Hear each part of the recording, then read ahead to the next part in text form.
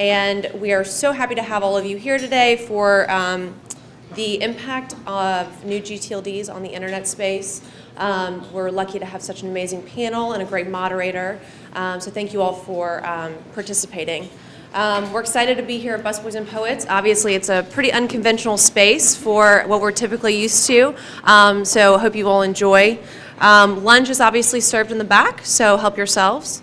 And behind me, you see some inspirational figures throughout history and some interesting words that seem quite relevant to us who've been following ICANN and the new gTLD program for a while.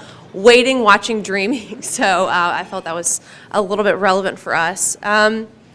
Anyway, I think that's all I have. Thank you to ISOC and to David, and I'm going to turn it over now to Mike Nelson, who will be presenting our moderator. Thank you. Hi, I'm Mike Nelson. I've been involved in resurrecting the DC chapter of the Internet Society, and David Viorst, who's one of our co-conveners for the chapter, has asked me just to say a few reasons of why every single one of you should be actively involved in the Internet Society chapter here in town. First off, how many people here are already actively involved in the chapter? Okay, so all of you who aren't raising your hand, go talk to those people. We do at least one event like this every month. We try to do a happy hour, and we have one of those coming up.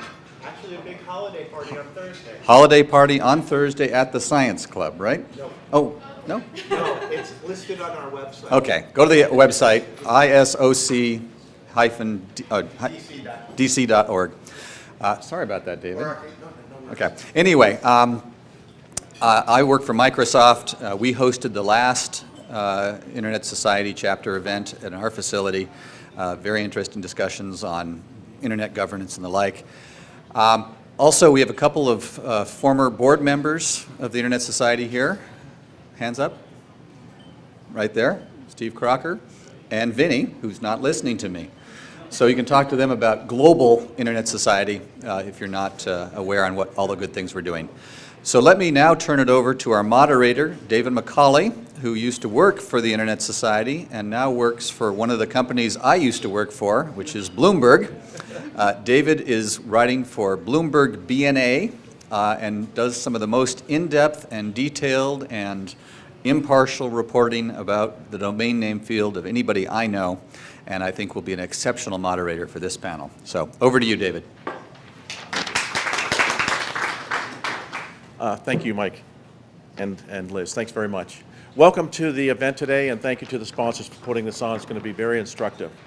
We are going to have some panel presentations, and the way it's going to work is the first two speakers are going to speak basically from where I'm speaking, down here on the floor, and Dr. Kaliski is going to use some slides. We'll lower the screen down. Following the first two speakers, the next three speakers, we will go up and take our place up on the stage, and they'll speak from there. And what I'll do in just a second is introduce the first two speakers who are going to speak this morning, and then after they speak and we take our seats, I will introduce the following three speakers.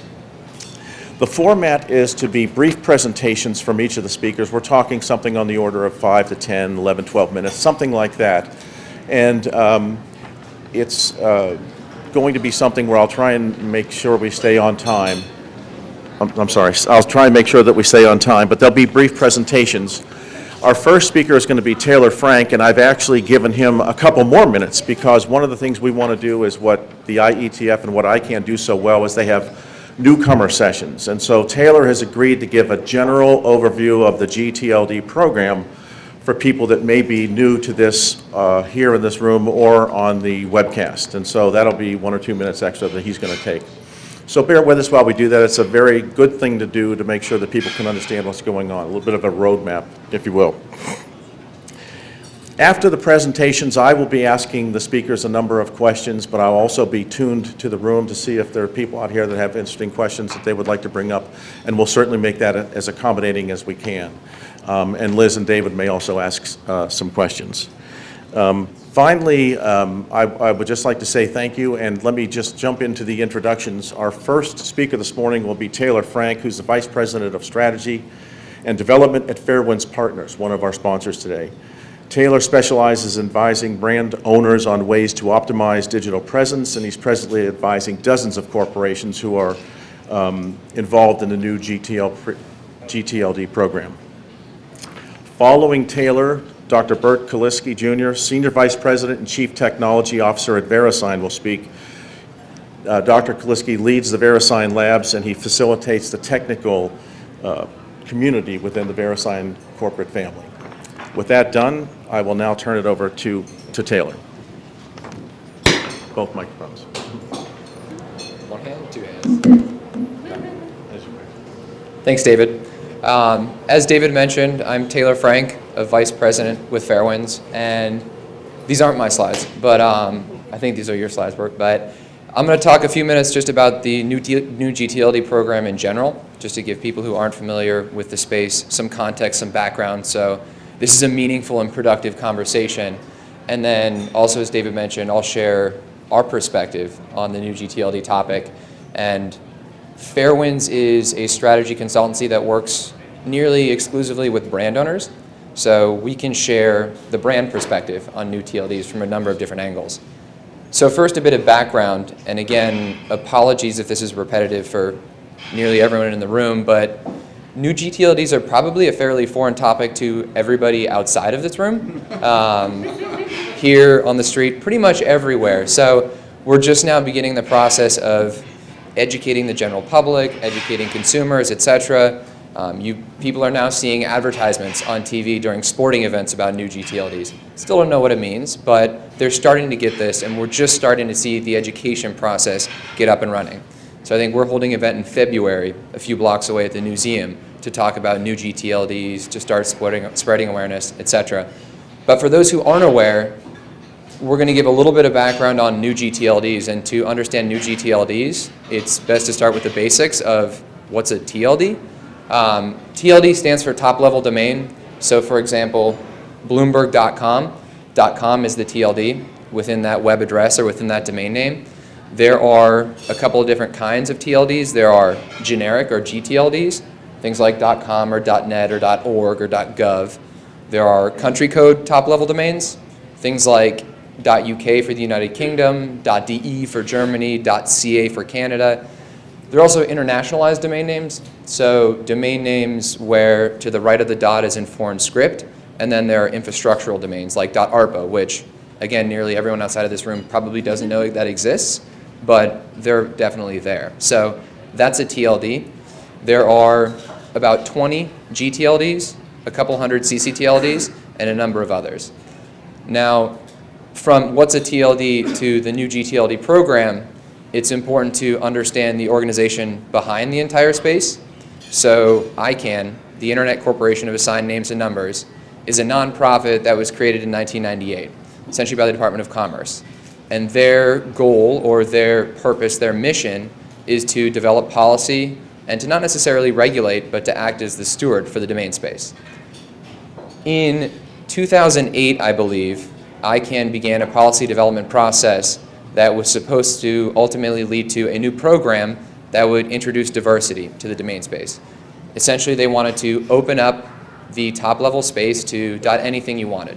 So instead of .com or .net or .uk, you could apply for .mobile or .careers or .bloomberg. This policy development process began in 2008, I believe, and then concluded in 2011. When the program was finalized, it was approved. And the program itself began in 2012 for 4 months between January and April. In 2012, you could apply for .anything you want. You had to pay a bit of money, you had to submit a fairly lengthy application, you had to prove that you were a legitimate organization, you submit an application. Between then and now, we've been going through the review process where ICANN has reviewed all of the applications, they've vetted them, they've approved most of them, and we're just now at the point where the first TLDs are starting to launch. So publicly, the end of this month, January, February, the first new TLDs are going to be hitting the market. So that's kind of the new TLD program in a nutshell. And a few statistics. ICANN, I believe, expected at most about 500 applications last year. In the end, they received almost 2,000. So that in and of itself is one of the main reasons why we're probably having this event and why new TLDs, we're talking about what the impact of new TLDs is going to be on the internet. If it was 100 applications or 200 applications, there would certainly be a little bit more skepticism around how much impact or how meaningful could they really be at the end of the day. But when there were 2,000 total applications, about 1,400 unique strings, we're talking about hundreds of global brands that have applied. We're talking about a very, very large space that has the momentum to lead to some significant change and to lead to some impact, some competition, et cetera. So from a high level, it's a big deal. There are a lot of applications, and the first new TLDs are starting to launch right now. From a FairWinds perspective, again, we work with brands. So we work with approximately 100 corporations in the United States, in Europe, in Latin America, some domestic, some are global brands. So from our perspective, we're able to share anecdotally what companies are thinking about new TLDs and what their philosophy is around how meaningful they're going to be, what kind of impact they're going to have on the internet, et cetera. So on behalf of our clients and companies in general, there are kind of two parallel perspectives where if I'm a Bloomberg or if I'm a Nike or if I'm Symantec or if I'm a company, companies that we work with, we view essentially the new TLD program as two kind of halves of a pie. There are, I'll explain the lingo in a second, open new gTLDs and closed new gTLDs. Open refers to a new TLD that anybody can register in. So similar model to .com or .net. It's open to the general public. The purpose is to allow people to register and use domain names. Anyone in the general public can basically use it. Those are open TLDs. There are also closed TLDs, meaning a .gov or a .edu within the current space. They're closed to a specific set of registrants. Most of the brands that have applied for new TLDs, like .Nike or .Bloomberg, those are closed TLDs. So those are kind of the two halves of the pie. And from a corporate perspective, we basically are viewing those two separate halves individually. So the open new TLDs, we talk about that being the external space. So again, I'm just going to use Bloomberg as an example. They view, or companies in general view, open new TLDs completely different than closed TLDs or brand TLDs. This external space, when we're talking about 2010, 2011, 2012, and even today, from a corporate perspective, there is very little, or there is some, but there is little enthusiasm around what these open new gTLDs could essentially bring from a corporate perspective. Sure, there's some value in having a .blog or .app or .nyc, but most corporations view this as an unnecessary thing that they didn't want, and they're going to have to pay to protect their intellectual property in those spaces. So from an external perspective, there's definitely some optimism, but generally speaking, most corporates that we're talking to, they see less opportunity and more risk when it comes to these open new TLDs. The most common argument we get is, why do we need 500 new .mobis, .museums, .travels? It's not the same, and we've led them or helped them understand why it isn't the same, but still, that's how a lot of companies are feeling. They feel like they've been pushed into this, and they're not necessarily that enthusiastic about it. The other half of the pie we refer to as internal planning, or from a brand perspective, a .brand perspective, it originated as the same way. So hundreds of the world's leading brands applied for TLDs, yes. But a lot of them did so defensively. Not necessarily, if I'm Bloomberg, I wasn't worried about somebody else applying for .bloomberg because I have plenty strong intellectual property rights to Bloomberg as a trademark. It was more, well, what happens if we see a .WSJ or a Wall Street Journal or a .New York Times or something like this? We don't want to be boxed out for an indefinite period of time. We're not sure if it's going to be 4 years, 5 years before we can apply again. That was the general theme across most corporations that applied for new TLDs. Sure, some were more aggressive. Google applied for 100, Amazon applied for 76. Those were probably not defensive plays necessarily, but most corporates, most of our clients, it was fairly defensive at first. Over the last 2 years, that has gone from, for the most part, purely defensive to not necessarily full-out offensive, but definitely there's a much higher level of enthusiasm and optimism around what a .Google or what a .Bloomberg or what a .Nike can bring to the internet. Once people saw that there were 2,000 applications, once people saw that Google applied and Amazon applied and a number of different, hundreds of global brands applied, people became invested and the money had been spent. They started to involve creative departments, digital departments, marketing departments, going through the process of working with these strategic companies around how can we use a .Cisco or how can we use a .Google. Again, we've gone from defensive to a much more optimistic viewpoint where a decent number of our clients want to get out there and use their .brands as quickly as possible. A majority, they want to get out there and they want to use them quickly, not so aggressive, but still there's a general enthusiasm when it comes to the .brand, the closed, the safe, the trusted spaces. So from a corporate perspective or a high level, that's anecdotally where our clients and companies in general fall, at least the people we talk with. The open TLD space, there's risk there, and companies are going to have to spend to protect themselves. The .brand space or the closed space, that's where we think a decent amount of the innovation and the change and the potential new models, that's where we see that coming from. So that's, I think, where the excitement for us lies. Thank you.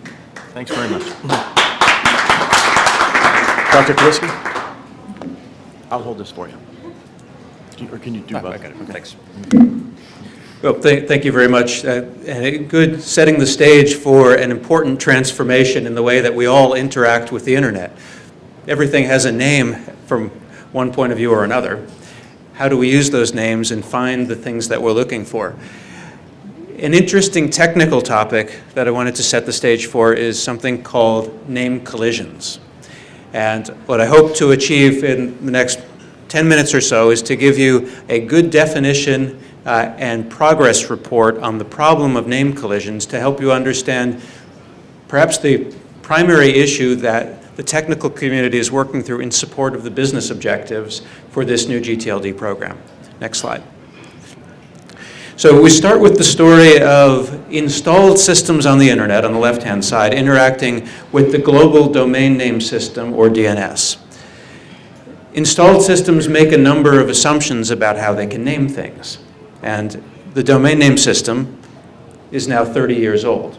Within any system, you will have names that you use for internal purposes and names that you use for external purposes. Over time, a community develops expectations for which things would be internal and which things would be external. As Taylor said, there are on the order of several hundred top-level domains that are associated with countries. There are on the order of about 20 or so generic top-level domains that are associated with general purpose uses, and these have been in the mindset of the internet community as it's developed systems, which means that the internet community has often chosen names that are not on that list for its internal networks. For example, within a corporation, devices might be on a network that has a name that ends in .corp or .local or .home, but there are many other things.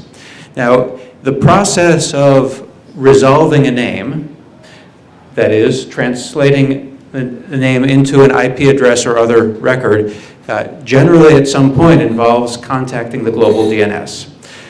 So I've shown on the upper part of this diagram a message going from an installed system to the global DNS that includes a second-level domain, SLD, and a top-level domain, TLD, and the dots between them, something.sld.tld.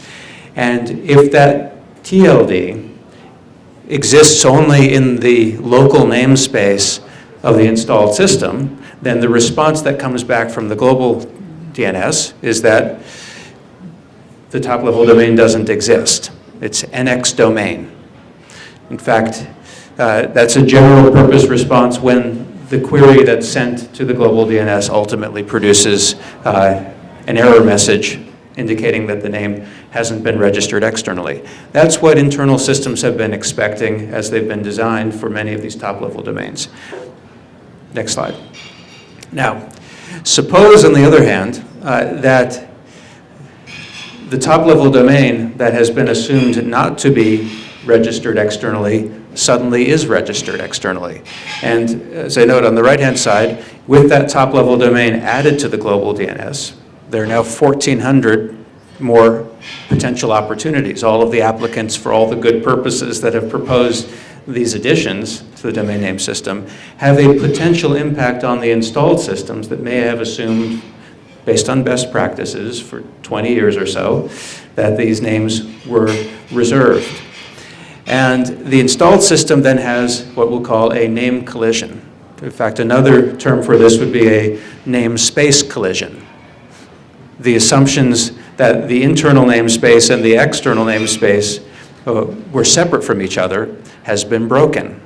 And therefore, the internal namespace must deal with the consequences of the external namespace providing not the error message NX domain, but an actual resource record. In other words, an indication that this is where the name should map to.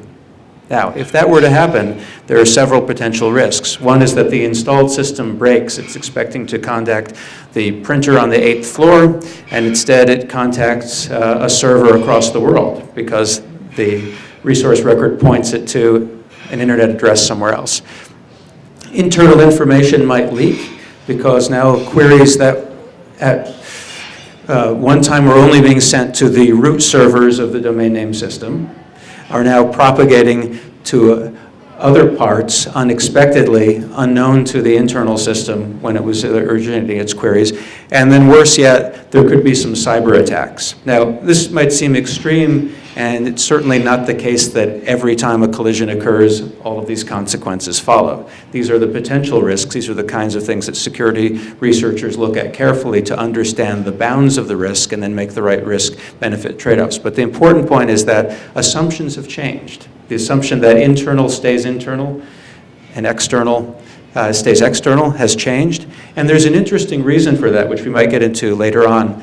For convenience purposes, the best practice for resolving names on the internet is not to make an initial requirement that you distinguish between internal and external names. Think of that carefully next time you make an international call on your cell phone. You always start your international call with some international prefix, a plus, a 011, or in other countries, their own prefixes. You're never concerned that when you're dialing a number, it might sometimes be in your country and sometimes outside your country. But with the way that domain names have been set up and established practice for 2 decades, the queries all start the same. Technically, you could distinguish by putting a dot at the end to say this only should be resolved externally. And some of you who are more into the technical details of DNS know where I'm getting. To use the Bloomberg.com example aforementioned, the fully qualified distinguished name for Bloomberg.com is Bloomberg.com dot. That says it's global, but no one puts the dot at the end. So since our practice as an industry, as users, has not been to put dots at the end, when an internal system sees Bloomberg.com, it has to resolve the ambiguity. Should I put a dot at the end, or should I look internally? Now, Bloomberg.com system administrators, of course, know that they shouldn't name anything internal with a .com at the end, because that's external. But what if they named it something else at the end, assuming it's external, but the situation changes in the future? Next slide. So there are 3 general ways to address situations like this. This is active work taking place in the domain name industry, which is why it's important to keep track of what kinds of things are changing. Back, please. So number 1, you could change the installed systems so that they avoid using names that subsequently would be delegated externally. And if you imagine the process of upgrading anything on internet scale, that can be somewhat challenging. Second, you could constrain the global domain name system. Just not make any changes to it. Minimize the changes. Third, some hybrid of both. And this is the usual dilemma of introducing any new technology. It changes assumptions you've already been making. How do you do that successfully? Next slide. One of the proposals is to make an assumption. If we knew about how all the internal systems, all the installed systems use the global DNS, and if we knew all the queries that they might make, and if we knew all the second-level domains that they might use in those queries, well, then we could find a way of minimizing the harm just by not using those second-level domains. Let's see if that's possible. I'll show you some graphs illustrating the challenge. Next slide. So without getting into too much detail, notice the red line through the middle. This is taken from actual experimental data over the last 8 years, counting queries to the global root for new top-level domains that might be delegated at some point in the future. And the red line says how many new second-level domains are seen every year. That's moving up and to the right. which means at any given point in time, there are always new second-level domains that have never been seen before coming out of these installed systems. So if hypothetically you wanted to take a point in time and say, let's not use all these second-level domains because they might interfere with what's taking place in installed systems, the next year you'd have even more of them to add to your list. It's a moving target. Next slide. This shows somewhat of a before and after simulation, even if you took one of those lists, at how the number of queries that are potentially at risk would be reduced. So top line in these is in red. That is a measure of how many queries potentially at risk from installed systems were seen at the global root at a certain observation period, actually a recent 3-month window. The bottom line, the blue, shows how many of those queries would still have been made if a designated set of second-level domains were excluded, meaning that there are still more queries than you could possibly block, showing the complexity of the problem. And I'll show you one more slide. In this case, we watch a progression of activities on the remediation side. Now, it's an interesting case study. This is called the CBA case study, just to illustrate how globally complex the challenge is of understanding how the world uses the domain name system. This has been covered publicly in ICANN discussions and became prominent because one of the applicants for a new gTLD, the Commonwealth Bank of Australia, asserted that the queries ending in .cba that were seen over a number of years at the global root were in general associated with the bank itself, CBA, Commonwealth Bank of Australia. Verisign Labs conducted some additional study and found that that was not the case. In fact, most of the traffic that already existed for .cba was coming out of a network in Japan associated with the Chiba prefecture near Tokyo, which also uses .cba for internal purposes. This is a classic example, I'm sure repeated hundreds of times all over the world. Installed systems make an assumption. .cba, we can use that locally. Chiba prefecture. Commonwealth Bank of Australia, we can use that globally. We don't think of CBA as local. Look at the data, and you see a collision between the two. The assumptions made by the installed system conflicted with the assumptions that could have been put into practice. But here's the good news of the outcome. First, Verisign Labs performed a case study in the summer timeframe. Verisign then contacted the network operator in Japan and said, here's a potential problem. For all the good reasons Commonwealth Bank of Australia would like to use .cba, you're using it internally. Is there something you can do about that? And the operator remediated. The operator changed the internal settings, and you can see the top line graph and the second line dramatically moving lower in the September-October timeframe. But how do you scale that to thousands of systems all around the world? But how do you even begin to understand what assumptions people are making within their systems about the names they can use? How many of those are at risk? Because it's not strictly based on how many queries you see. It's based on how many of those queries are from systems that would be impacted if the answers changed. Next slide. For this reason, among other initiatives in the technical community, Verisign is organizing a research workshop. You can check out more information on namecollisions.net. We've got an academic program committee to review the papers, and we also have awards for best paper that will be issued there. This is an important topic in the evolution of the domain name industry. It will help with the introduction of the new gTLDs and provide a good, solid foundation for security, stability, and resilience. Thanks.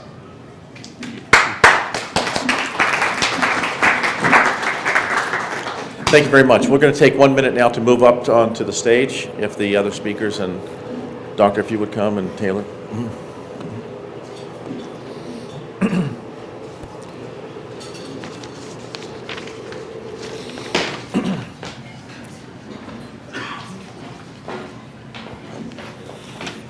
While the speakers are taking their seats, let me do the introductions.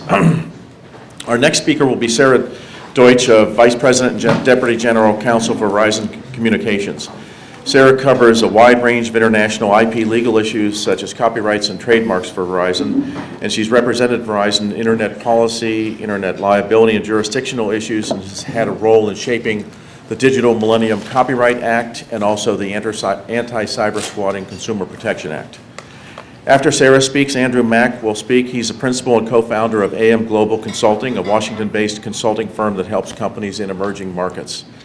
Andrew's a former World Bank task team leader and finance professional with experience in more than 80 countries, and he has deep experience in work on public-private partnerships, corporate social responsibility, and technology policy and economic development issues.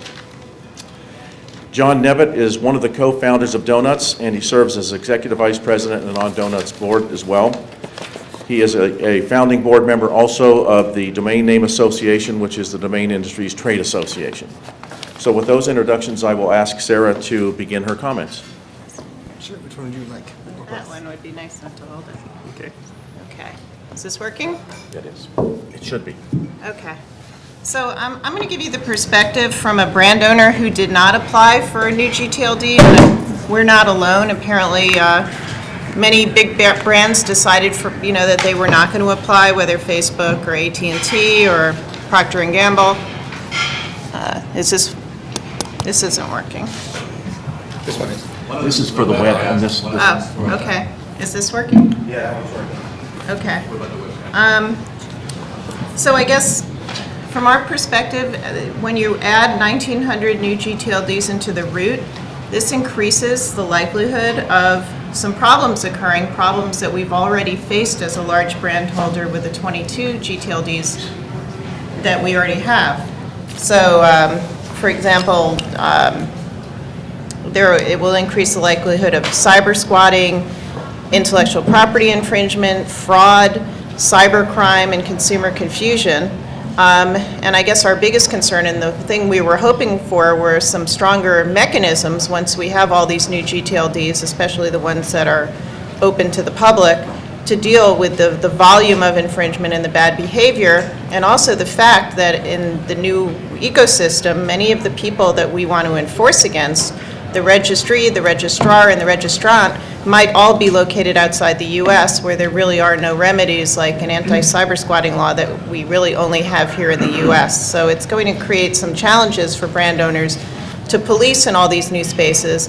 And then on top of that, there are all the costs, defensive costs of trying to register your brand in the new spaces, and a lot of it just doesn't scale. So that's one big bucket of concerns.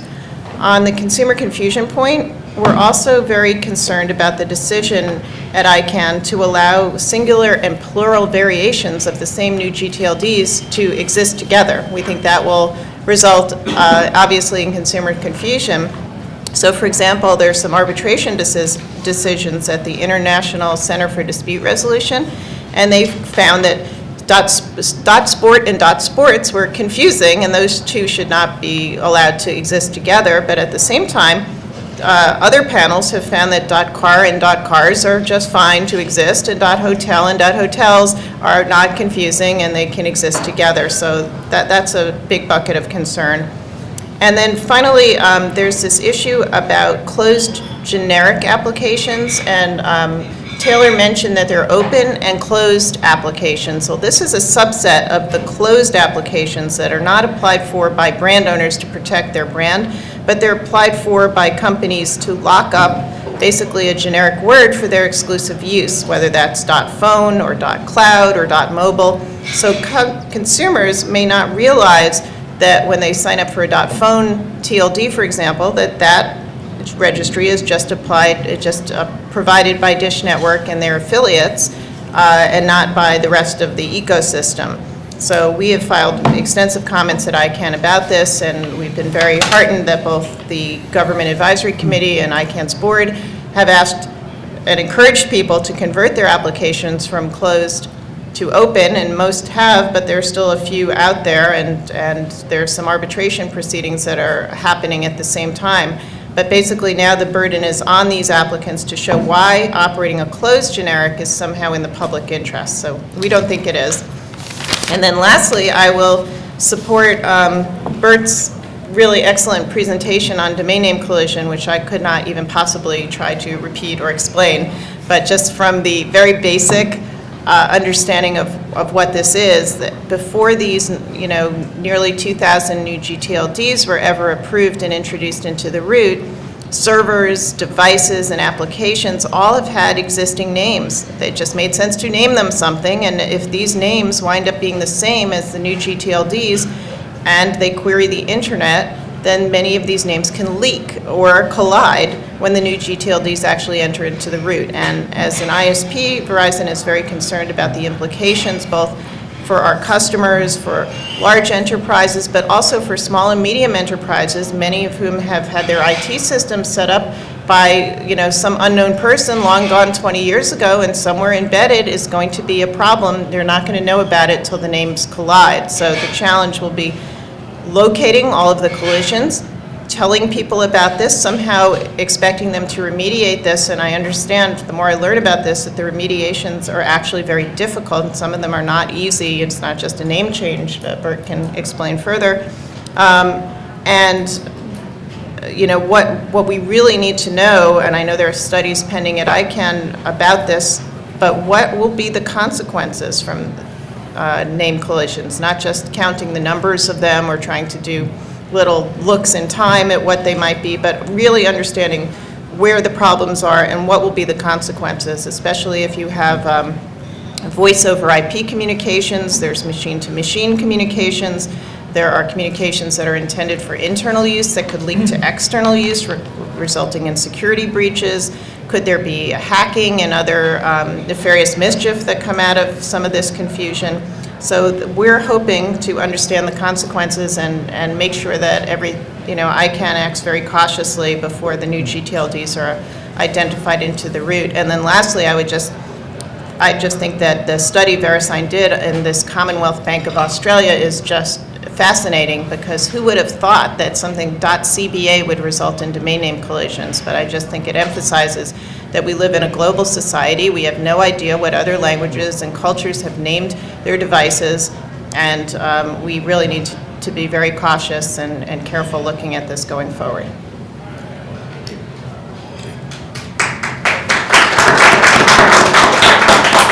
Okay, thanks, Sarah.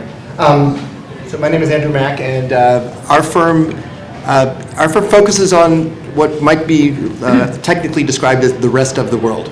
So my presentation is going to go a little bit outside of Washington and a little bit outside of the lab and talk about the 6.5 billion people who heretofore have not been part of our plans. And the reason I'm talking about it, partly because a lot of the safety and security issues that we're going to see are certainly going to affect those people.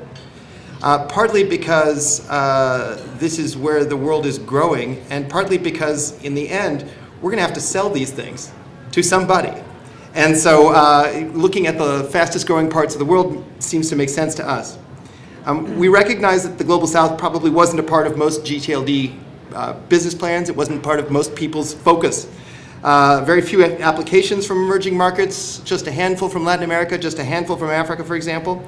And very little promotion aimed at emerging markets, and I can tell you that because I was involved in some of it from the ICANN side, and it was woeful, I think is probably the technical term that I'd use. We know that 78% of all the domains are registered in Europe and North America, 4% Latin America, 2% Middle East and Africa, so give you some sense. However, it's our sense that might be a mistake, or at least might be a missed opportunity.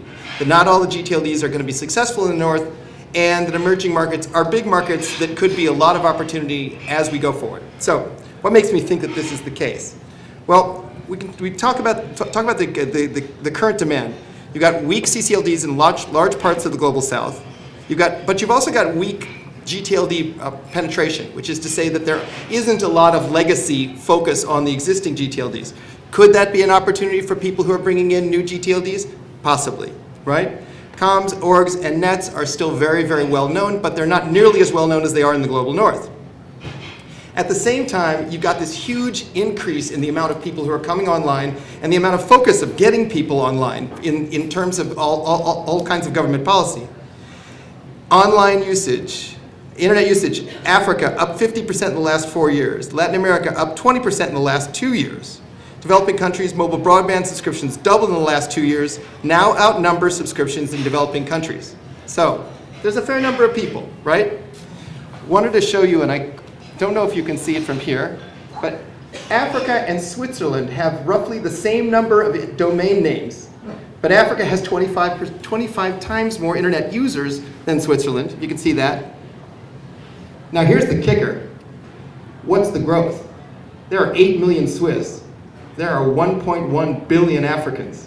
You do not need to be a technologist to know that there's only so much more that the Swiss can buy, right? Let's take a look at a couple of sample countries, because that gives you a sense of what it's really like out there. Germany, everyone knows Germany. 81.9 million people, 82 million people, give or take. Nigeria, 168.8, so 170 million, give or take. Population growth rate in Germany, anybody want to hazard a guess? 0.1%, basically flat. Nigeria, a little under 3%, not so flat, right? Annual growth rate, anyone want to hazard a guess on this one? Germany, 0.7%, the star of Europe. Nigeria, just a shade under 7% annually. Now, internet penetration in Germany we know is high, 83%. Now a third of all Nigerians, though, 33%, have internet access.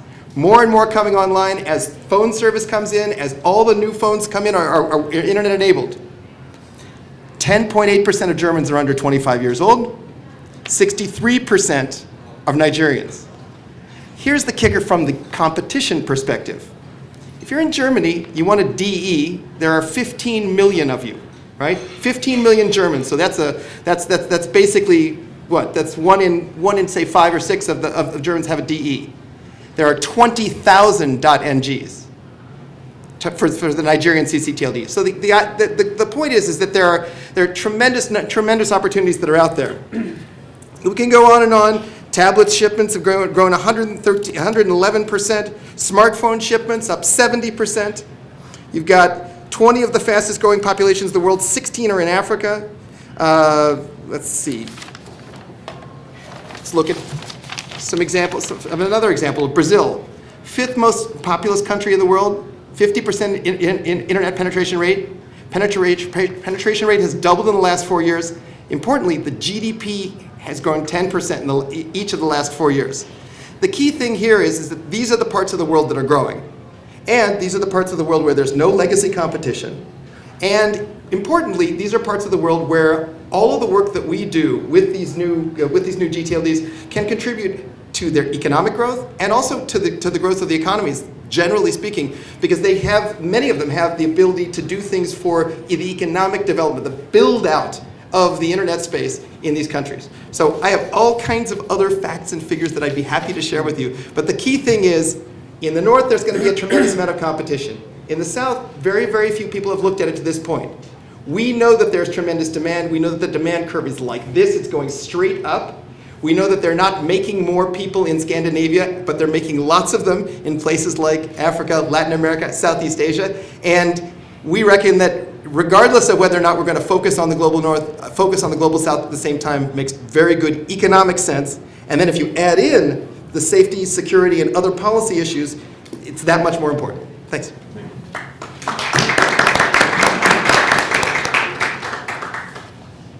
John? Thanks, David.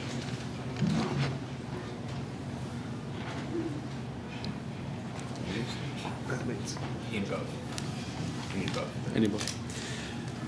Thanks for having me. I want to thank the hosts and ISOC and FairWinds for inviting us. I won't take too much of your time. I wanted to give a little background of Donuts and who we are and why we love the new TLD program. Essentially, I love that Liz mentioned these signs behind us, waiting, watching, dreaming, because that's what we've been doing for, feels like a very long time. One of ICANN's founding principles was to provide competition to the registrar and registry spaces. They were very successful in providing competition to the registrar space and breaking that monopoly. And now, after the policy development, which started in 2005, It was approved in 2008, and it's been through now more than 5 years of implementation. We're seeing the fruition of that endeavor to provide competition to the registry space, to Verisign and the other incumbents. And that's a great thing. That's a great thing for consumers and consumer choice. And competition is obviously something that we, as being in Washington, we're all very familiar with and supportive of. So Donuts is a new company that we formed. There's 4 of us that founded the company. We all came from different parts of the industry, both 2 from the registrar space, 2 from the registry space. We've had probably a collective 50 years in the industry, just the 4 of us. We've now grown to about 20 folks. We applied for 307 TLDs, which was the most, and I guess Google, as Taylor mentioned, applied for 101, Amazon 78, and so on. So there are a number of companies that applied for multiple TLDs. And when we thought about the new TLD program and we thought about engaging in competition in the registry space, we thought about different models. One model was comparing .com as a large downtown department store. We could try to build another downtown department store a few blocks away and try to compete that way. And we looked at that and decided not to go in that direction. What we decided to do is build a shopping mall where we'll have some anchor tenants and then a whole lot of boutiques. And the boutiques on their own may not be as successful as on a commercial side than they are together as part of a shopping environment and as a mall. So Plumbing, for example, is not going to be the next .com. Burt, I'm sure you're not worried about Plumbing. But for the plumbers, we think that's a good niche TLD that will be very exciting for them and very specific and give good content and explain to the market where they're coming from. So we think that's a more meaningful TLD and a better TLD for them than a .com. So we applied for, again, 307 of them. We've signed in excess of 100 contracts already with ICANN. We've announced the delegation in excess of 30, and we've rolled out 25 of them as of tomorrow. We'll have 4 more coming out tomorrow. So we're doing weekly rollouts of TLDs, and so you'll see, as you know, the first 60 days is a sunrise opportunity where trademark holders get the first crack at the name. So Sarah and others could get their names if they so choose to register them. And after that, it'll become available to the general public. So our first ones are available at the end of January.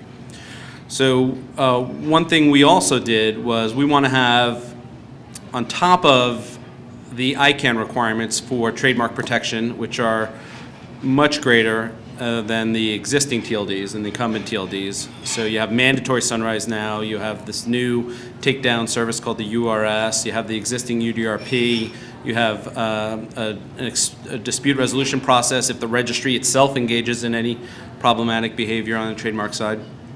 We added a lot of protections on our own. Going for so many, we knew that the intellectual property community would have some concerns, so we went even farther and to make sure that our TLDs will be as safe and secure as possible. The biggest one that is probably getting the most notoriety is something we call the DPML, or Donuts or Domains Protected Marks List, where we will have a blocking mechanism where if a trademark holder wants to register its name, they can do that in the sunrise. If they want to block their names across all of our TLDs, they could do that at any time. There are some terms and conditions that apply. And then if they just want to watch and wait and see what happens, they have the ability to use the UDRP and the URS and watching services, claim service, and others. So there's each brand holder, as FairWinds is advising its clients, and I'm sure the folks on the panel are looking at this and saying, what's right for our brands? What's our risk tolerance? What's our risk mitigation strategy? How much do we want to spend on this stuff? But there are opportunities for that, and we're all working together as a community to address those issues. On the name collision side, ICANN has come up with what we believe is a very conservative process where they're letting certain TLDs out. Some are being held, as Burt mentioned. They're being much more aggressive with the new TLD program than any other TLD launch that has happened before. The most recent CCTLDs that have launched have had no mitigation strategies or anything that just been launched. And then the TLDs gTLDs that were launched before this, again, no issues with name collision. So, we're confident that with ICANN's conservative approach and having Verisign and others raise the issue, that the community has gotten together and come up with a very, again, conservative approach, but something that is important and something that ICANN has taken seriously. So we think that's on a conservative but fair path forward. I'm open and available for questions, as I guess the other folks on the panel are, and I don't want to hold anyone up any longer. Thank you. Thank you.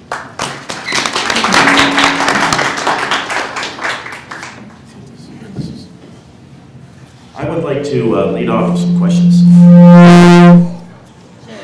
Ouch. Sorry about that. And I'd like to start. Yeah, that's right, exactly. Voice collision. First of all, thank you all for some very informative comments. Very much appreciated, and thank you for the announcement about the award that Verisign has. On the issue of name collision, I'd like to follow up a little bit on what John just said and direct it to Sarah and Burt, but also that anyone, please feel free to weigh in. And it seems to me that there's been a little bit of a criticism that ICANN got to this late, but that since the inter-aisle study has been done, it's, if I'm not mistaken, .home and .corp have been taken off the table. There's now a technical advisory that ICANN has issued giving advice to technicians how to manage the problem. It's being watched extremely closely by ICANN, it seems. And there have been, if I'm not mistaken, name collisions in the past. And so I guess my question is, what's the practical impact of the name collision issue to a typical internet user like myself, who's not technically gifted and not into the esoteric of the technical nature of it? If you could just elaborate a little bit, maybe illustrate what CBA is.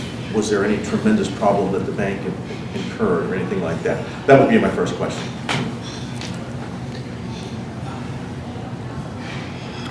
Thanks. So starting with the CBA illustration, well, no problem occurred because no new names had actually been delegated. This is all in the hypothetical analysis before delegation to see what might happen.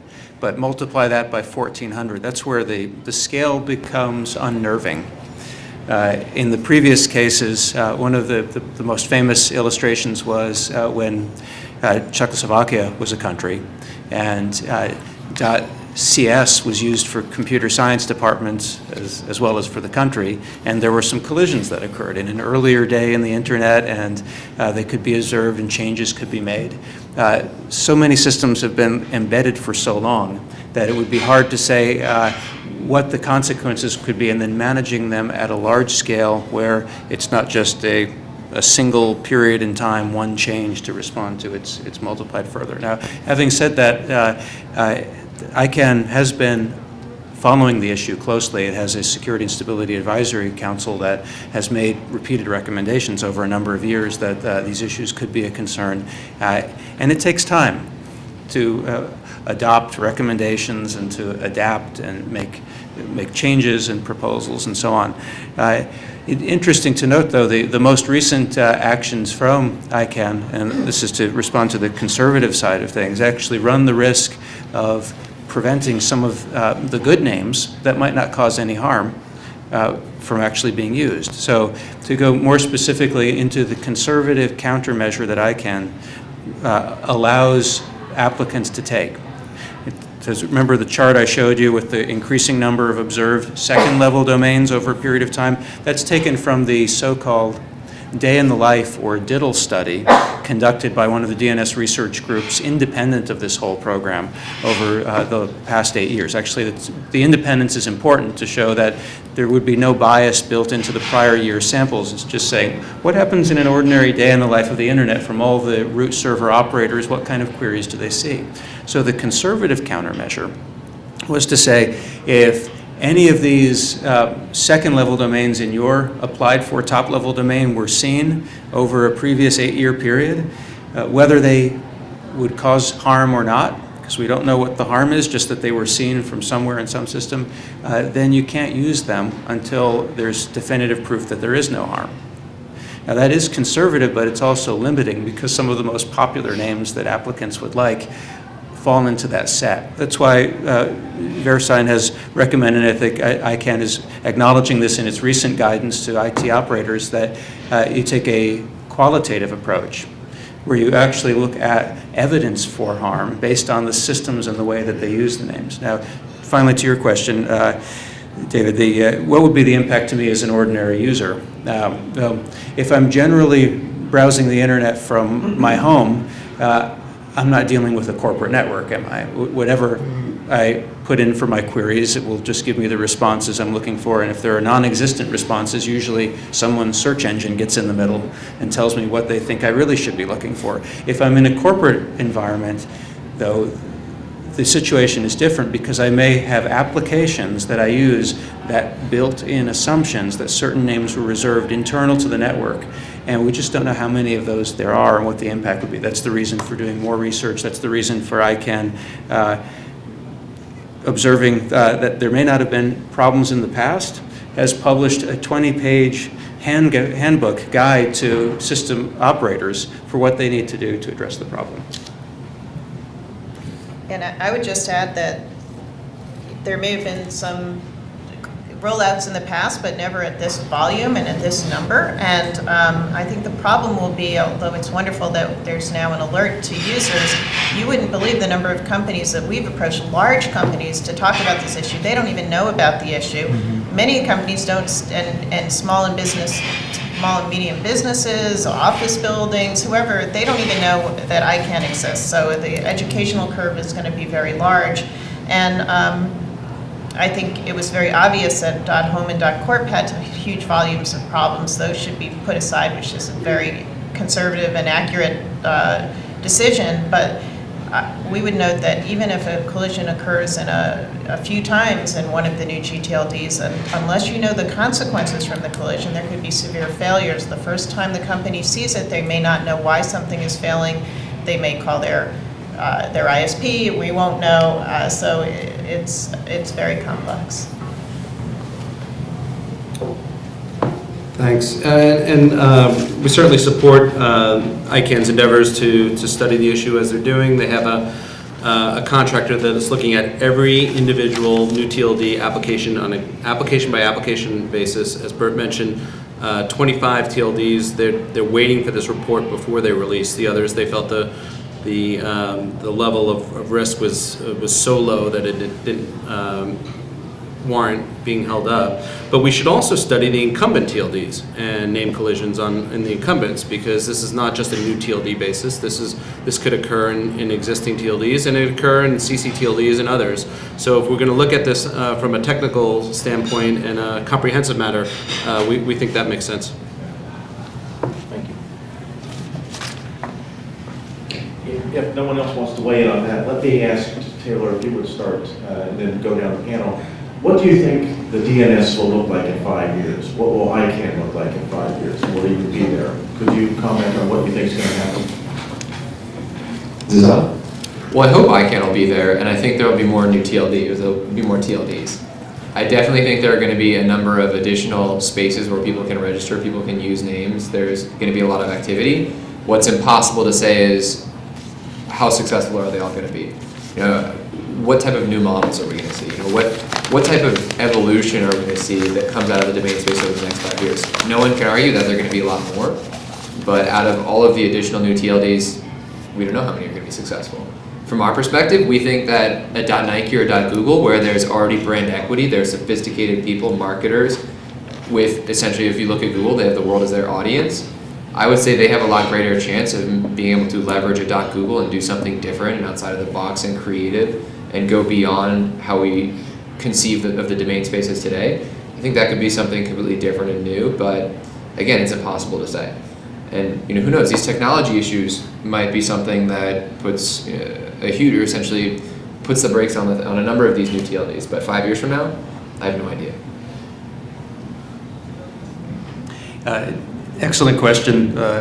to think long-term. From a technology perspective, I think we'll continue to see broad use of the domain name system. It has proven itself so well over 3 decades and continues to be foundational as a directory, as a place to look up names that you can administer in a hierarchical fashion. One of the great things about the design of domain name system is that there is no central authority other than the authority that says what goes at the very top.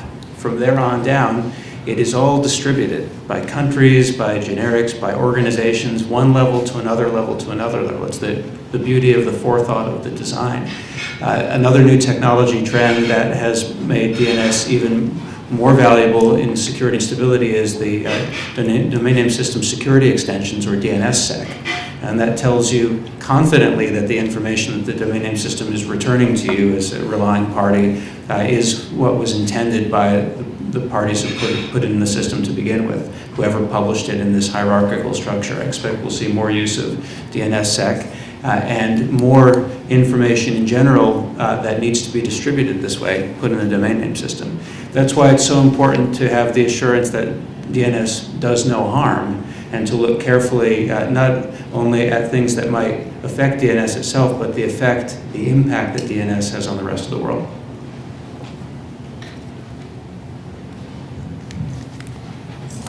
Thanks. I think it'll be interesting to see in the next 5 years what happens in terms of innovation. I think there will be new gTLDs where innovation can occur, and it will be fascinating to see what creative things people do with the new gTLD. For example, will .art become a place for artists and musicians and photographers, and new communities could be created around some of them. At the same time, I think there'll be many failures, both from registries who realize that there's no ROI from this business. It's very expensive to run a registry, and it's difficult. So I think what's going to happen with the failures concerns me. And I'm also concerned about consumer confusion that will arise. And if at a certain point there'll be possibly domain name fatigue, where people just get so overwhelmed by all these choices that they just go to their search engine, and then the system becomes largely irrelevant, which is, to me, not a wonderful outcome. So hoping to avoid that. Okay, so I'm going to pony up what the other panelists have said. A couple things. First of all, John was talking about building a shopping mall, and I think one of the things that we're going to have to take a look at is the fact that there are going to be so many new consumers at that shopping mall. People who were heretofore not in our plans at all, not on the map at all, and all of a sudden, not only is there going to be there's going to be new shopping outlets, there are going to be new shoppers. All of them have different levels of sophistication, both in terms of online safety and security, how they comport themselves, as well as some risks to the system that come from having so many new people. So I think that's a real challenge and a real opportunity to the system. I agree that there will be new business models. I think that's exciting. I think that's exciting as hell. We work with .Africa and .NGO amongst others, and .Africa is a fascinating business model where they're trying to pony off of the sense of identification of a region. .NGO for a whole community trying to come together. I think there are going to be a lot of things like that where you're going to see things that are not just community in the traditional sense and not just commercial in the traditional sense, but some sort of combination of the two. If the plumber community, for example, isn't a good example, there may be others that are examples which are partly commercial and partly community. And I think that's very exciting. I agree completely that, especially given the newness of all of this. I did a presentation to the Corporate Council in Africa. Some of the largest companies on earth that work in Africa, some of the largest companies on earth, period. And to a person, they had no idea this was coming. These are the people in Washington who are supposed to know this. They live around the corner from all of us, and they have no idea that this is coming. So I think that there is a possibility for some real fatigue. Search is the likely outcome of that. We need to get our eyes around and our thoughts around what that will mean, and what that will mean as search becomes global as opposed to just in the global north.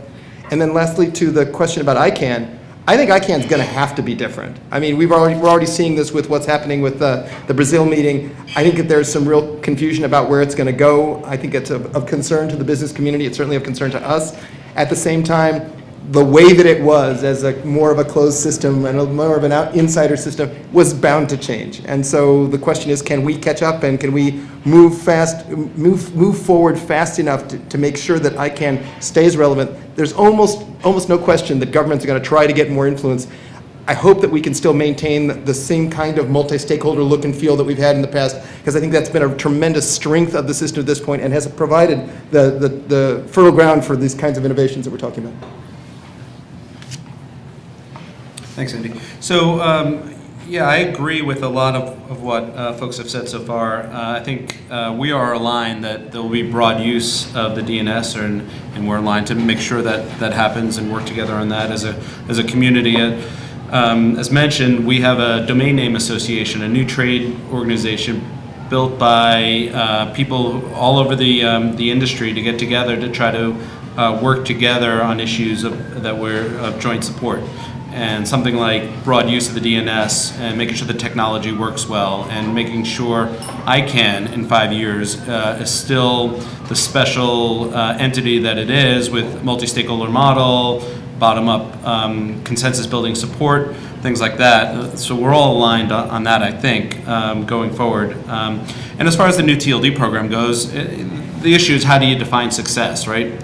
We define it as bringing more consumer choice, more meaningful names to consumers. It's not just based on numbers of registrations. I think you got to go a lot deeper than that. And I think there's a required ICANN evaluation after a year of the program to look at it. As far as failures go, Sarah, I agree that there will be some that are not economically viable. Thankfully, ICANN put something in the contracts with all of the new applicants where we had to put 3 to 5 years worth of fees, essentially, up front. So we all put in a letter of credit or an actual deposit account. So there are some protections. There's also a requirement to move to what's called an EBRO, or an emergency back-end registry operator, if there's a problem. So there are a lot of protections in case of failure. And if you look at the history with registrar failures to date, they've been pretty smooth transitions. So thankfully, I agree that it'll happen. Hopefully they'll be handled well. Thank you. Thank you.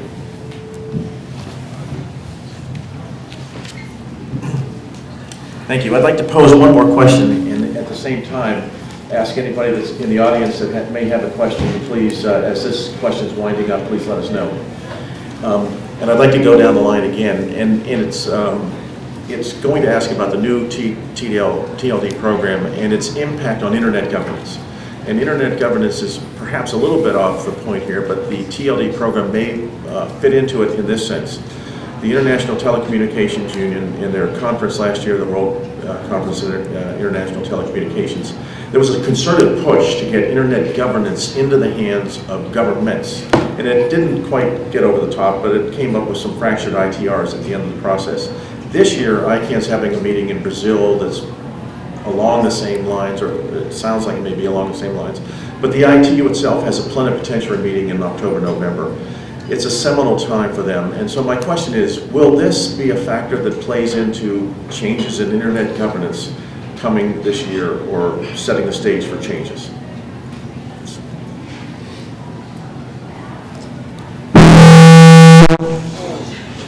Keep those two together. I don't think it works anymore. Keep the other one Yeah. in the middle of the table. Thanks. Okay. I don't think it doesn't work at all. I think the answer is probably absolutely, by virtue of the fact that this program has brought in so many new stakeholders that not necessarily weren't there before, but it's just brought so many people out of the woodwork, and specifically companies, governments, etc. By virtue of how many people are involved with the new TLD, the money that's involved, the time that's been invested, spent, I think there are definitely going to be new players that are taking part in the conversation, that have interest to protect, or that have interest that they want to see served, so to speak. So there will definitely be more people at the table, and I think absolutely internet governance is going to change. And I think it was mentioned by some of the other panelists that ICANN will have to change, and it's going to have to change. But in terms of, would we want to see going from a multi-stakeholder model, which at its roots makes sense, and is I think the best thing overall, would we want to go to a top-down model where governments set all policy? I don't think that's a worst-case scenario, but I don't think that's a situation that many people in this room want to find themselves in. So it'll be an interesting road. It is. On this end of the table, we think it's a worst case Probably scenario. a worst case scenario. I'll pick up on some of the same themes from Taylor. It's a fascinating time that we're living in, and any of us who observe the changes for 10 years, 20 years or more, our world is so connected at this point. And the potential of the internet so significant. In fact, looking at the possibilities for the global south, how much the world will be different. So it's understandable that everyone wants a seat at the table, from government, industry, individual users. And one thing I can say from internet history is that when the people have put their minds together to make things that work, this is the IETF motto of the rough consensus and the running code, right? That makes a difference. So governance is good, but getting things right is better. So I'm hopeful that these opportunities, the dialogue, the I-stars and so on that proceed, will keep that focus in mind. This is ultimately about making things better.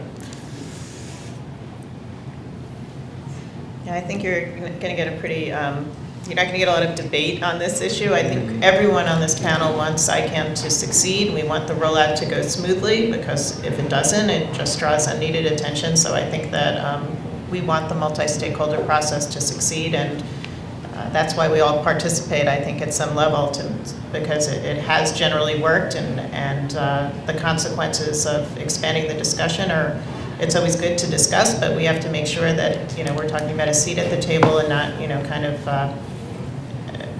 somebody else operating the table, and, I'll pass it on. Okay, should I take this one? Yep. This one, okay. Obviously, I think we are in a lot of agreement. I'm going to talk about money, because everyone cares about money, and I think that that's at the root of a lot of this. There's an aspect of power, but really when it comes down to it, it's money. We do a lot of work in places like Africa and Latin America, and one of the things that we see routinely is that the government's plans for development, whether it's employment, whether it's build out of underserved regions of a country or something like that, almost all of them have something to do with internet. Right? Internet's going to be the engine of our growth. It's going to allow us to skip steps in development, all of those kinds of things. So we were actually, to a certain extent, a little bit lucky that this was felt like such a backwater for so long. It developed in its infancy this as a very, very small community. Now there's a lot more money on the table. It's a lot more visible. It's not of great surprise to me that there are a lot of countries that are saying, hey, wait a second, we can't sit back and be passengers in the car. We want to drive. Okay? That presents, in my mind, a real opportunity, though, because one of the big thing that happens is that a lot of the governments around the world aren't particularly great to their citizens either, right? And if you sit around and wait for your government to create economic development, you know how that works in most places. What creates economic development is, and in the best of all possible worlds, some sort of coalition between different parties, one of which may be government, but certainly the private sector has a big role to play. And what I am hopeful of is that we'll be able in this next iteration to create a kind of coalition between the global private sector and these emerging markets. Because if we don't, what is likely to happen is we'll have emerging markets governments and not emerging markets people, consumers, users representing their countries. And that will be, the entire internet community will be poor for it.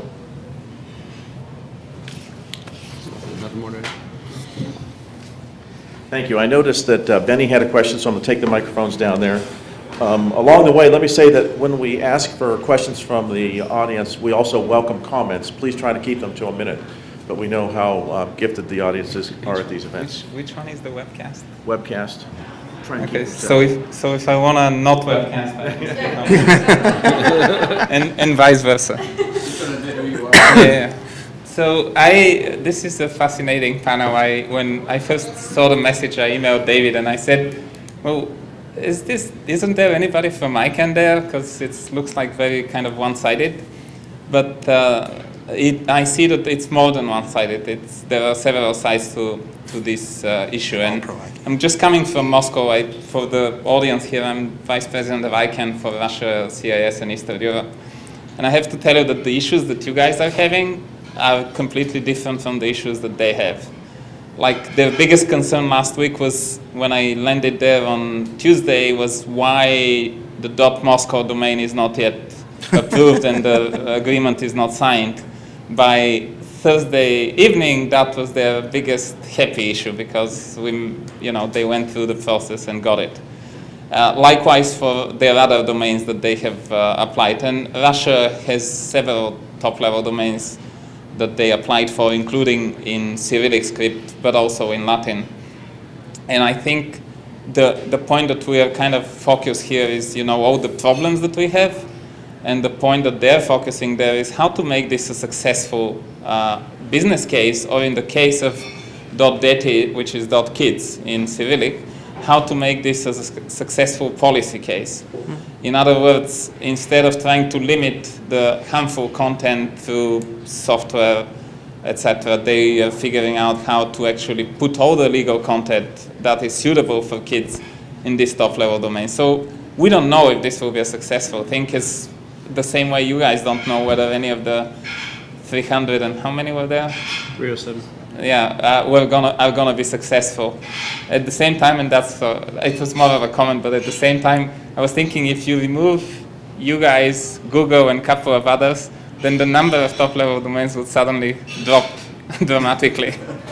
So it's also a business case, right? You took it and you saw that there is an opportunity, and you're risking your money in capital, whatever, and you're doing what it takes. By the way, and with this I'm ending it. The candidates for .Moscow, there was a lunch for ICANN accredited registrars and registries, and this lunch is only will increase obviously in the future, but they were like, you don't understand, we need the .Moscow before the end of the year because our investors are not giving any new money unless we have an agreement. So I was happy they got it because now they're getting new money, but it's part of the business, so you risk a little bit. Thank you. Did you have a question? No, I said it's more of a comment. Did you have a question? Mike Nelson? Thank you very much. A great panel. I mean, I've been to a number of sessions on the perils of the new gTLDs and the benefits, and you guys have covered the territory very well. I was very involved when I was at IBM with the IPv6 transition, and people tended to focus on the router companies and the people who were actually building the technology that made the internet work. But the success of IPv6 requires a lot of other people to get involved. And so I'd like to explore a little bit who else really has to take action before these gTLDs become useful. I've been tweeting, and as I was tweeting, I noticed another tweet about gTLDs regarding a story that posted 5 minutes ago that said, Bing now recognizes new gTLDs, parentheses, Google does not. Google's everywhere, man. Yeah. So my question is, besides the search engines, who else has to really change their way of business and has to start recognizing new gTLDs before they become first-class gTLDs, equivalent to .com and .net?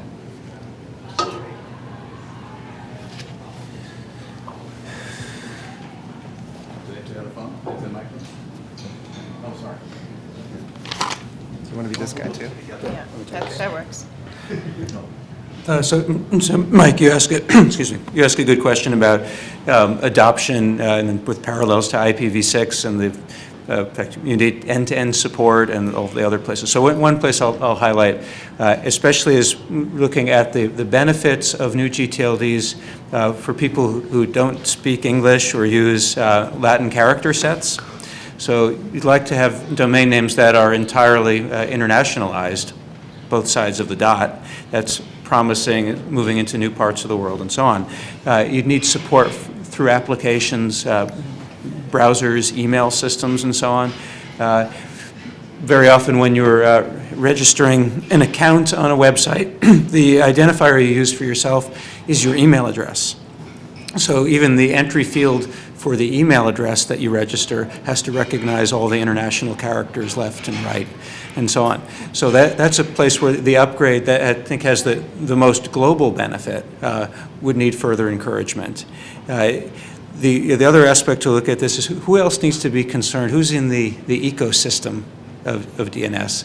And that starts with the application developers who make queries to the domain name system, the operating system manufacturers, other platform providers, network operators, system administrators. There are a number of places in the value chain, and it's worked so well so far that you might not even notice all the players that are in there, but I think similar to your experience with IPv6, it touches everyone.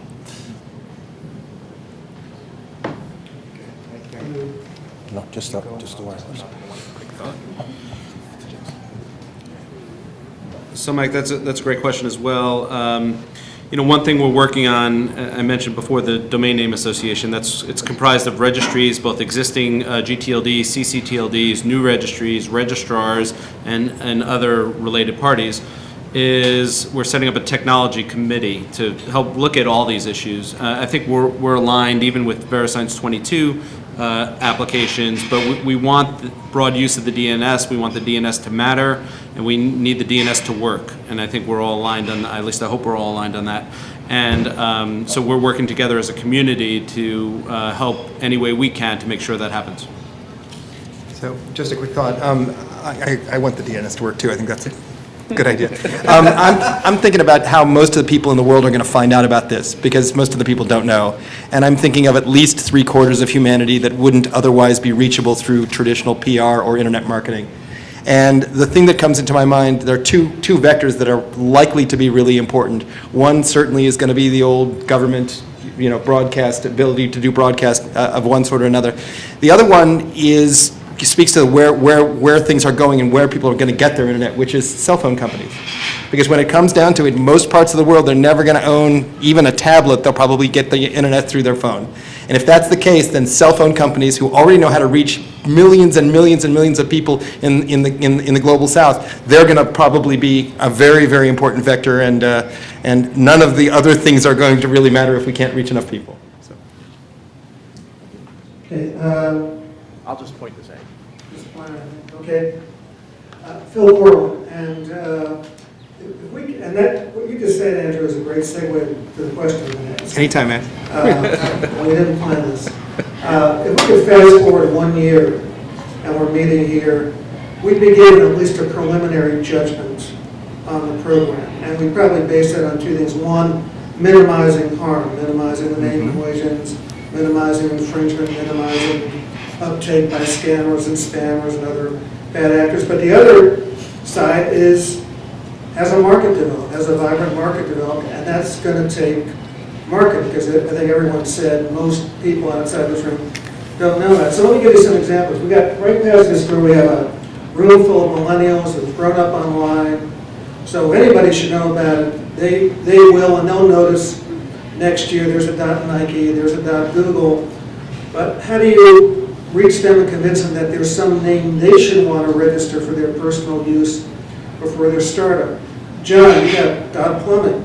How do you convince the guy who's got joesdcplumbing.com that he should want to spend extra money for an online presence at joesdc.plumbing, and how do you even get beyond that and convince him that it shouldn't be just a redirect to his existing .com website? And Andrew, all those folks in Nigeria who I suspect are mostly accessing the net on a mobile device, or maybe going to an internet cafe once a week, how do you convince them that they have limited income, that they should shell out for one of these new TLDs? And then to add to the problem, or the challenge, however you market, any of you don't direct sell. They've got to go through a registrar.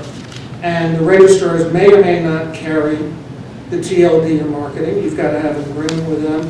And everything I know about marketing, which isn't that much, says that at a certain point consumers don't want choice. At a certain point they just get confused and defer to making a choice. And if they go to a big registrar like a GoDaddy and see a drop-down menu of hundreds of new general registration TLDs, they may feel overwhelmed about how do I pick the right one for what I want to do. So what's the marketing plan to make this, to get the kind of uptake that we would judge in a year is illustrating some degree of success? Thank you. Here you go. Sure. Thanks, Phil. So providing more meaningful names is the key, and consumer awareness obviously is very important. So the most important thing is making sure consumers are aware of them, but once they are aware of them, the marketing of 2013 and before is not going to be the same as marketing going forward. It's going to be totally different. You're not going to see drop-down boxes, as you mentioned. You're going to see real-life smart analysis by the registrars. If someone's putting in a name and a related field, the TLDs that relate to what they do or what they're looking for will come up. So it's not going to be a drop-down box of 1,000 TLDs. That just doesn't make sense. You look at what Amazon does now in marketing. It's much different. They don't do a drop-down box with every one of their products, right? So when you could have a more meaningful name where the electricians and the attorneys and the doctors are not competing against the plumbers for .plumbing, you could get a much better name than you can get now, a much more meaningful name, and a name that they'll be happy to use in their own marketing. So I think you'll see that in a year, and we'll have this conversation a year from now, and you're going to say you were right. Okay, so to your comment about the Nigerians, it's a good question. And the answer is that there's a lot more money in most emerging markets than people in the global north realize, right? Some 30-40% of the people in Latin America now would be what we would consider to be part of the global middle class. Africa's middle class is growing faster than any other part of the world. So it's not that they can't afford it. In fact, they can. The cost of living in a lot of these, Lagos is a perfect example. Cost of living in Lagos is crazy high, right? Kinshasa was, up until recently, the most expensive city in the world to live in. That's the capital of the Democratic Republic of the Congo. So it's not that people don't have money. They do. The question is two things in my mind. Number one is, are they online? And they are going online very, very quickly. And then the second thing is, is anybody talking to them? And that's really, in my mind, that's really the big issue. If we direct strategies at these markets, we'll be able to reach them. If we continue to act as if they don't exist, then we'll continue to pass them by. Somebody else will reach them eventually. I just think that this is a tremendous window because this is all happening at the same time, and frankly, because not everybody can simultaneously launch in Germany at the same time and get eyeballs. It just isn't possible, right? So I'm hoping that some groups are going to look at this and say, yeah, it makes sense for me to carve out a fast-growing niche in different places. And so we won't have across emerging markets a big win. We'll have pockets, and that's all you need to get the thing started, in my opinion.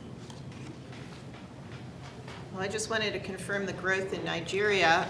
We noticed they were offering an exciting new Verizon tablet in Nigeria, only we do not have a Verizon tablet. So I think that leads to my next segue, which is that we really need responsible marketing and increased best practices in these new TLDs. So for example, today you can go to a registrar like, for example, GoDaddy, and if you search for Verizon wireless with 3 S's, it will say, that domain name isn't available, but here are 50 variations. Well, that is, there's nothing on there telling the consumer that, this is cyber squatting and that there's liability attached to that. So we're hoping that the new marketing practices will be much more responsible. And the same goes for some of the new TLDs where issues of concern have been raised, like in .wtf, for example, what will prevent, teenagers from doing cyberbullying or some horrific mischief with that. So I'm hoping we're going to see not just widespread, but responsible marketing. Good observations. And the business factors and the technical factors often have correspondences to each other. A good solution will address a full set of requirements. So if we look a year ahead, I'm optimistic that through ICANN's efforts with the report and study that's underway right now about name collisions, the workshop that Verisign is organizing in the early part of the year, and other players at the table, we have a much better understanding of how to make a transition from a limited world of gTLDs to a more expansive one. And what are the implications throughout the ecosystem in that case? So if we could come back in a year and say, we understand the situation where it makes sense, things have gotten better, and in other cases, maybe there's more studying going on, but this is the year where that focus is going to occur. Thanks. I just wanted to echo something that John said. I think he hit the nail on the head when he said that the marketing in 2014 is going to be very different than pre-2013 or before, by virtue of the number of organizations involved with the program, the type of organizations. It's not going to solely rest in the hands of a select few registrars to spread the word, to increase popularity, to educate people. It's going to rest in their hands. It's going to rest in corporations' hands. It's going to be all across the board. So I think it's not necessarily, sure, if we stuck to the traditional norm of how domains are marketed today, no one will get this a year from now. But again, I think John is 100% correct in that it's going to be a completely different landscape come a year from now, come 2 years from now. Sure. Thanks. Are there any audience questions that I missed?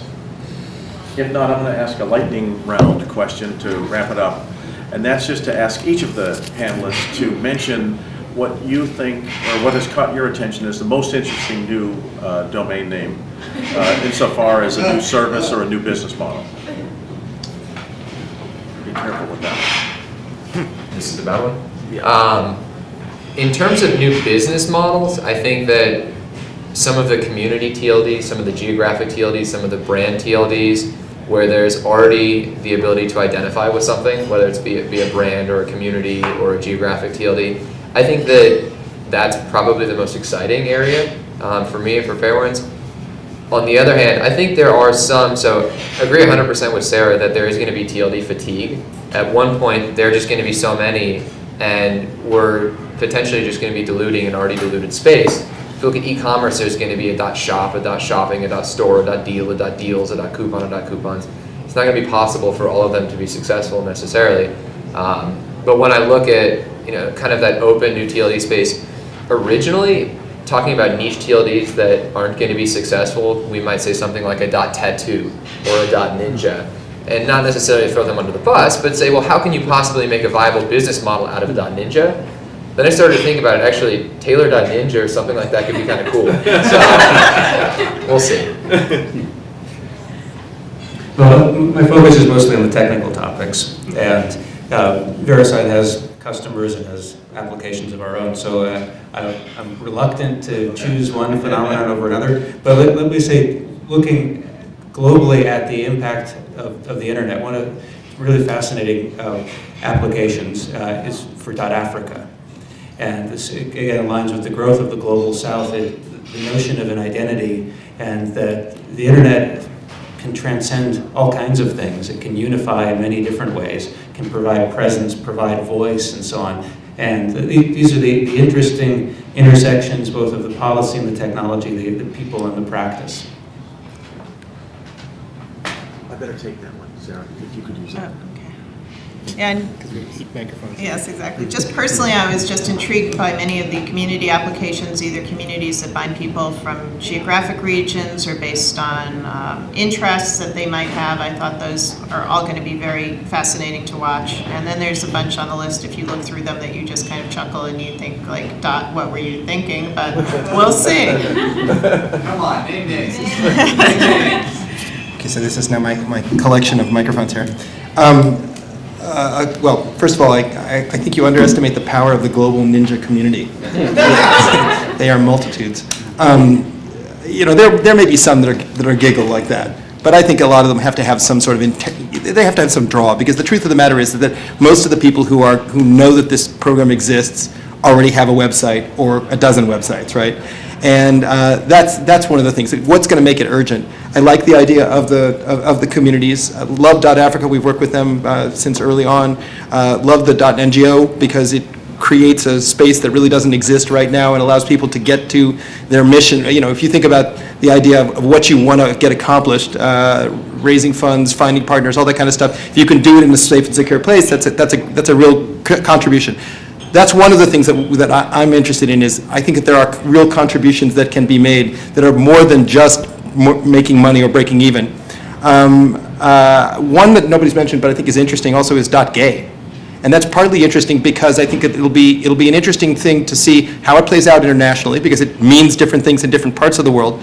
How the governance regimes are put into place, because there are a lot of different ways you could structure that to make it work or fail, to make it helpful or less helpful. And in terms of the commercial ones, I'm looking for the people who are going to figure out a way to say, I have, in addition to shop and coupon and all this, I'm going to do something different with a storefront, with a more of a generic storefront. I haven't seen it yet, but I'm interested to see. Thank you. It's for you. Thanks. So, again, we've been talking about alignment, and I've been talking about alignment. I want every TLD to succeed. Not just ours. I'm saying Verisign's and others, the ones that you mentioned, the IDNs, the community ones, certainly the geo ones, I think they'll all succeed because you're going to provide more meaningful names to a public that has been artificially constrained in this market for years. So, as far as the entire program, I think I'm looking for as many of them to do really well as possible. As far as ours, we like to say that we like all our children equally, so I'm not going to pick one. Thank you all. That's going to conclude the event, and I'd like to ask for acknowledgement of 3 groups. First and foremost, the panel. Thank you for your thoughts, for your insights. Secondly, for the sponsors, FairWinds Partners and ISOC-DC for putting this together. And thirdly, for the audience, for your time, for your attention, and your contributions.